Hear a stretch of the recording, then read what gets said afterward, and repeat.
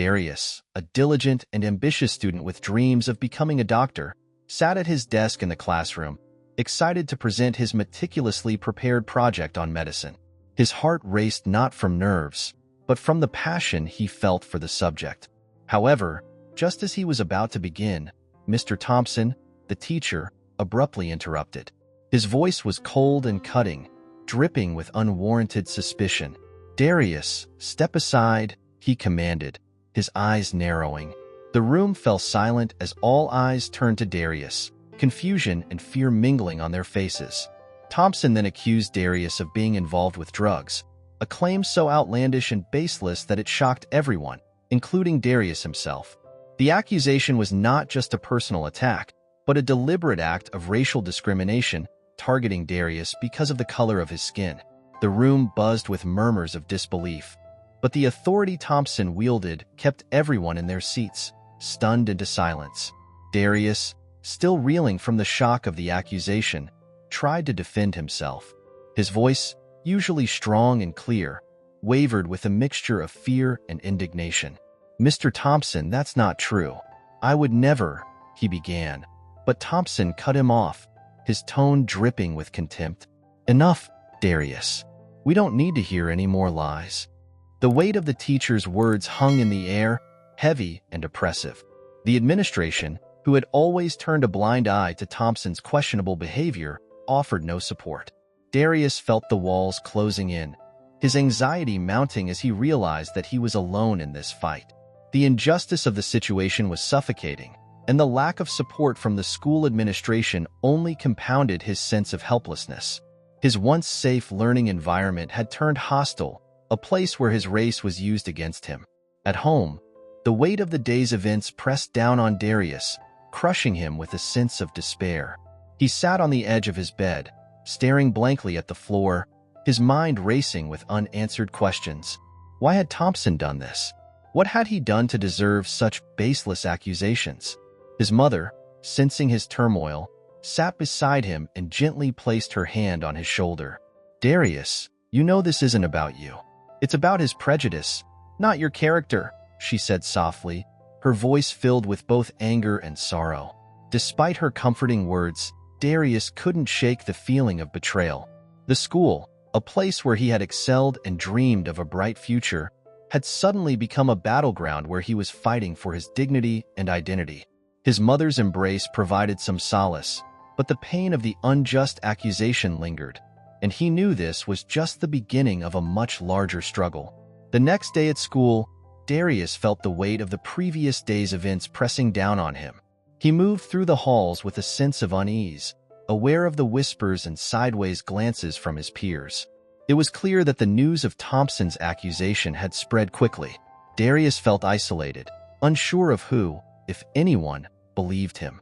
In the midst of this turmoil, Lena, his close friend and a passionate activist, approached him. "Darius, you can't let him get away with this," she said firmly, her eyes blazing with determination. Darius looked at her, his expression a mixture of confusion and hopelessness. "What can I do, Lena? The administration won't listen to me." "They're on his side," he replied, his voice tinged with despair. But Lena was undeterred. "That's exactly why you need to fight. If you don't stand up now, this will keep happening, not just to you but to others as well," she insisted. Her words struck a chord with Darius. For the first time since the incident, he felt a flicker of resolve. He realized that he couldn't just remain silent. He had to clear his name and challenge the systemic racism that allowed teachers like Thompson to thrive. Lena and Darius quickly realized that in order to fight back, they needed evidence. They spent hours after school brainstorming ways to prove that Thompson's accusation was not only false but rooted in racial bias. "We need to dig into his past," Lena suggested. "If he's done this before, there has to be a record of it." The idea seemed daunting, but Darius knew it was their best shot. They began by talking to other students who might have had similar experiences with Thompson. What they discovered was both shocking and disheartening. Several students had been unfairly targeted by Thompson in the past, but their complaints had been ignored or swept under the rug by the administration. Armed with this information, Lena and Darius decided to take their investigation a step further. They started digging through old records, searching for any formal complaints or disciplinary actions against Thompson. The more they uncovered, the clearer it became that Thompson had a history of targeting minority students, and the school had consistently failed to take action. The realization that this wasn't just an isolated incident fueled their determination to expose the truth. Realizing the magnitude of what they were up against, Lena decided it was time to rally more support. She called for a meeting with a group of trusted friends, students who she knew would be willing to help. In a quiet corner of the school library, they gathered to discuss their next steps. "We need to make this bigger than just Darius's case," Lena said, addressing the group. "This is about exposing the systemic racism in our school and holding those in power accountable." The students nodded in agreement, their faces set with determination. They began strategizing how to gather more evidence and how to effectively challenge the administration's inaction. Ideas flowed freely, ranging from organizing a petition to staging a peaceful protest. It was clear that this was no longer just Darius's fight. It was a movement. As the meeting wrapped up, Darius felt a renewed sense of purpose. Surrounded by friends who believed in him and were willing to stand by his side, he knew that they had the strength to take on Thompson and the administration. The fight for justice had only just begun, but for the first time since the accusation, Darius felt that victory was within reach. The incident between Darius and Mr. Thompson didn't just stay within the confines of the classroom. Unbeknownst to Darius, a fellow student had recorded the entire confrontation on their phone. The video captured the moment Thompson made the baseless accusation, along with the shocked reactions of the other students. It was raw, unfiltered proof of the injustice Darius had faced. The student who recorded the video hesitated for a moment, unsure whether to share it. But after seeing the way Darius was being treated, they knew it was something that needed to be seen. Within hours of posting it online, the video started to gain traction. First, it circulated among the students at school, then it spread to the local community. As more people saw the video, the school found itself at the center of a growing controversy. The video polarized the community, with some rallying behind Darius, demanding justice, while others sided with Thompson, dismissing the video as a misunderstanding or even an attempt to discredit a respected teacher. The line between support and opposition was stark, and Darius quickly found himself thrust into the spotlight. As the video continued to go viral, Darius became the center of a media storm. Messages flooded in from all directions. Some were filled with words of encouragement, telling him to stay strong and that justice would prevail. Others were less kind, filled with insults, threats, and racist rhetoric. Darius had never experienced anything like this before. The outpouring of support was uplifting, but the hate was overwhelming. Each hateful message was like a punch to the gut, a reminder of the deep-seated prejudice that still existed in the world. Darius found himself struggling to cope with the sudden and intense scrutiny. The place that had once felt safe and familiar, his school, now felt like a hostile environment. Every corner he turned, he felt eyes on him, some filled with sympathy, others with disdain. The constant barrage of attention was exhausting, and Darius started to feel the weight of it all pressing down on him. Despite the support he was receiving, the threats made him fear for his safety, and he began to wonder if he could truly see this fight through to the end. As the days passed and the video continued to spread, the tension at school only grew. The administration's silence on the matter spoke volumes, and the lack of action only emboldened those who opposed Darius. Lena, ever the activist, refused to let the school's inaction go unchallenged. She began organizing peaceful protests, rallies where students could show their support for Darius and demand that the administration address the issue. The protests were small at first, just a handful of students standing together with homemade signs. But as word spread, more and more students joined in. The protests became a regular occurrence, each one larger than the last. Darius, though appreciative of the support, struggled with the constant pressure. The protests, while necessary, made him feel even more exposed. He was no longer just a student. He was now a symbol of the fight against racial injustice at his school. Lena did her best to keep his spirits up, reminding him that the fight they were in was bigger than both of them. "This isn't just about you, Darius. This is about changing the system," she would say, her voice filled with conviction. But as the protests grew and the media continued to cover the story, Darius couldn't shake the feeling that the walls were closing in, and the place he once considered a second home was no longer safe. Determined to uncover the truth and armed with the knowledge that they were onto something bigger than just Darius's case, he and Lena decided to take their investigation to the next level. Late one night, they snuck into the school's library, a place that was usually a refuge for study and reflection, but now became a base of operations for their quest for justice. The dimly lit room was eerily quiet, with only the faint hum of the overhead lights breaking the silence. They began sifting through old school records, searching for any documents or reports that might reveal more about Thompson's history. As they dug deeper, they uncovered a series of complaints and incident reports filed by other students, most of whom were also minorities. These documents painted a disturbing picture of a teacher who had repeatedly crossed the line, using his position of authority to target vulnerable students.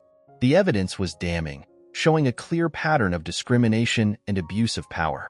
Darius and Lena couldn't believe what they were seeing. The administration had been covering up these incidents for years. With this new information in hand, they knew they had the proof they needed to take their fight to the next level. The more Darius and Lena uncovered, the more determined they became to expose Thompson for who he truly was. They found records that revealed Thompson had been involved in similar incidents at previous schools before being quietly transferred to their school. These records detailed how Thompson manipulated situations to cast doubt on the credibility of his accusers, often by framing them as troublemakers or liars. The pattern was clear. Thompson targeted students who were easy to discredit, relying on the administration's unwillingness to confront the issue of racial discrimination. As Darius read through these files, his anger grew. It wasn't just about clearing his name anymore. It was about holding Thompson accountable for all the harm he had caused over the years. Lena, too, felt a deep sense of urgency. She knew that they were up against a powerful system, but with these documents, they had a fighting chance. They decided that the next step would be to present their findings to the school's administration, hoping that the weight of the evidence would force them to take action. With their newfound evidence, Darius and Lena felt a surge of hope. They had uncovered the truth, and now it was time to bring it to light. But they knew that simply presenting the evidence wouldn't be enough. They needed to build a case that the administration couldn't ignore. They spent hours organizing the documents, creating a detailed timeline of Thompson's actions, and how the school had repeatedly failed to address the complaints. Each piece of evidence was like a puzzle piece falling into place, revealing the full scope of the injustice that had been allowed to continue for far too long. As they prepared to take their findings to the school, they knew that this could be their moment to finally bring Thompson to justice. However, they also understood the risks. The administration might try to discredit them or sweep the issue under the rug once again. But Darius and Lena were ready to face whatever came their way. They were no longer just students fighting for Darius's reputation. They were now leaders in a battle against a system that had allowed discrimination to fester unchecked. With their evidence in hand, they marched forward, ready to present their case and demand justice. As Darius and Lena prepared to confront the administration, they knew they needed more voices to strengthen their cause. One student who had experienced Thompson's discriminatory behavior was Ethan, a shy and reserved young man who had endured years of unfair treatment. Lena approached Ethan, explaining their findings and asking if he would be willing to share his experiences. Ethan hesitated at first, his voice barely above a whisper. "I'm afraid. What if no one believes me? What if I make things worse?" But Lena's reassurance and the growing support from their peers gave him the courage to speak out. "You're not alone in this, Ethan. We're fighting for all of us," she encouraged. Moved by their dedication and realizing the importance of his testimony, Ethan agreed to join their fight. His story of being targeted by Thompson, which had been dismissed as unsubstantiated by the administration, added weight to their case.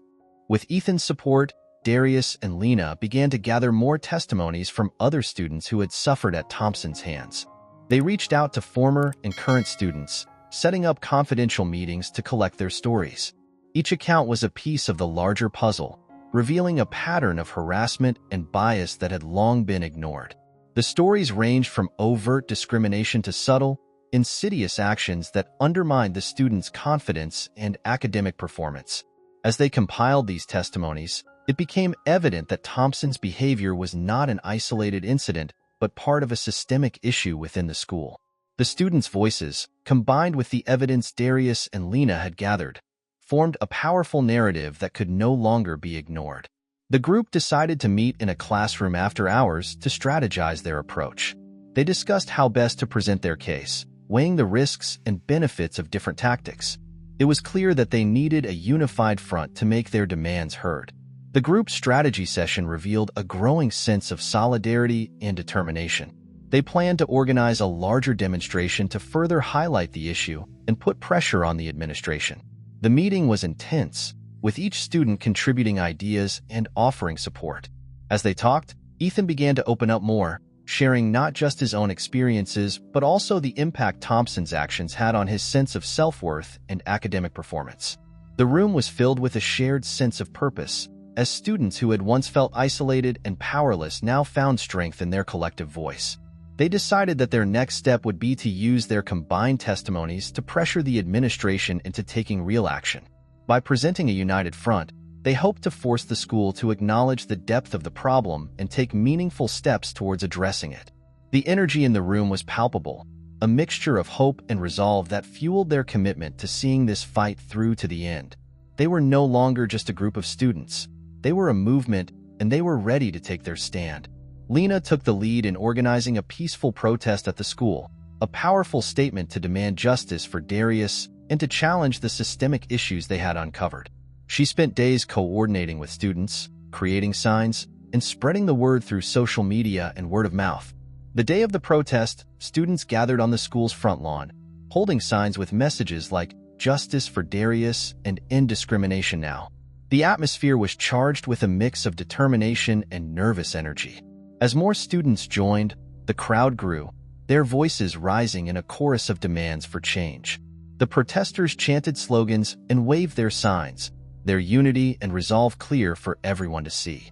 The demonstration attracted the attention of local media, who arrived with cameras and microphones to cover the event.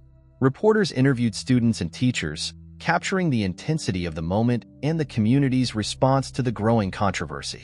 The media coverage of the protest further amplified the situation, bringing the issue to a broader audience. News outlets reported on the demands of the students, and the coverage included interviews with those who had been affected by Thompson's behavior. The protesters' stories were highlighted, revealing the extent of the problem and the failure of the administration to address it. As the media spotlight intensified, the school administration found itself under increasing pressure. The protest had not only drawn attention from local news, but also from larger news networks, who began to cover the story in more depth. The growing visibility forced the administration to confront the issue head-on, as the public scrutiny made it clear that they could no longer ignore the students' demands. The administration's attempts to downplay the situation were met with skepticism, as the evidence of systemic issues continued to mount. During the protest, Darius delivered a powerful speech that resonated with the crowd and garnered widespread attention. Standing before his peers and community members, he spoke about the pain of being falsely accused and the broader issue of racial discrimination in the school system. His words were heartfelt and eloquent, reflecting both his personal struggle and the collective fight for justice. "We are here today not just for me, but for everyone who has faced unfair treatment," Darius declared. "This is about changing a system that has allowed discrimination to persist unchecked. We will not be silent any longer." His speech was met with applause and cheers from the crowd, reinforcing the unity and strength of the movement. Lena and the other organizers watched with pride as Darius's words inspired those around him, solidifying their commitment to the cause. The protest marked a significant moment in their fight for justice, showing that their voices were being heard and that their efforts were making an impact. The pressure from the protests and media coverage finally led the school administration to schedule a meeting with Darius, Lena, and Ethan. The meeting was set in the school's conference room, a formal setting that felt stark and cold compared to the warmth and solidarity of the protests. The room was filled with the school's principal, vice principal, and several other key staff members. Darius, Lena, and Ethan entered with a mix of apprehension and resolve, their prepared evidence in hand. As they began their presentation, Lena spoke first, laying out the detailed timeline of Thompson's discriminatory actions and the evidence they had collected. She was clear and methodical, pointing out the discrepancies in the administration's handling of previous complaints and the patterns of behavior exhibited by Thompson. The administration's initial reactions were skeptical, with the principal's face set in a stony expression as Lena spoke. Darius and Ethan watched, their nerves frayed by the tense atmosphere. Despite Lena's compelling presentation, the principal appeared unconvinced, offering responses that seemed dismissive of the severity of the allegations. "These are serious accusations," the principal said, "but we have procedures in place for handling such matters, and we need to follow them." The comments seemed designed to deflect attention rather than address the issues at hand. The administration's response was a mixture of denial and bureaucracy, with officials emphasizing their commitment to due process but failing to acknowledge the systemic nature of the problem. Lena, however, remained undeterred. She pressed the issue, highlighting the discrepancies in the administration's handling of past complaints and the lack of action taken against Thompson. The meeting grew heated as the administration's reluctance to take immediate action became more apparent. Darius, feeling the weight of the moment, spoke up, sharing his personal experience and the impact of Thompson's actions on his life and future. As the meeting concluded, the administration promised to investigate the allegations further, but their response was non-committal and lacked urgency. The director of the school's Human Resources Department assured them that they would review the evidence and take appropriate action, but no immediate consequences for Thompson were announced. The lack of concrete action was disheartening, and the trio left the meeting feeling a mix of frustration and determination. Despite the administration's promises, the outcome of the meeting was far from what they had hoped for. However, they knew that their fight was far from over. Lena and Darius decided to continue applying pressure through further demonstrations and media coverage, determined to hold the administration accountable. The meeting had been a step in the right direction, but they knew that real change would require sustained effort and vigilance.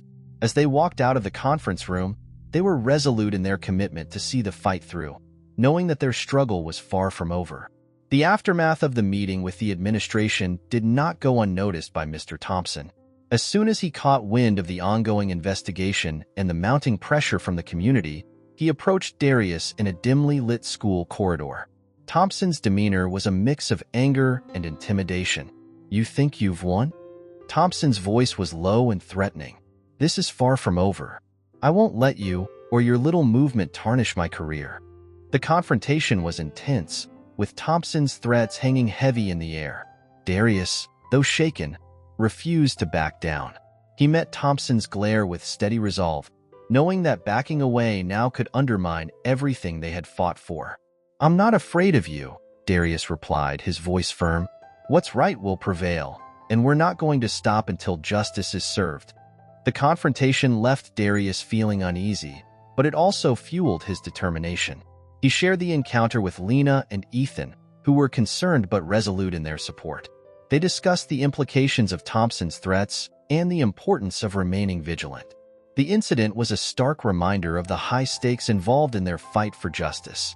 Lena reassured Darius that they were not alone in this struggle and emphasized the need to stay focused on their goal. They discussed increasing their security and making sure they had all necessary precautions in place. Despite the intimidation, they were more determined than ever to see the investigation through. The threat from Thompson only solidified their resolve to push harder for accountability and change.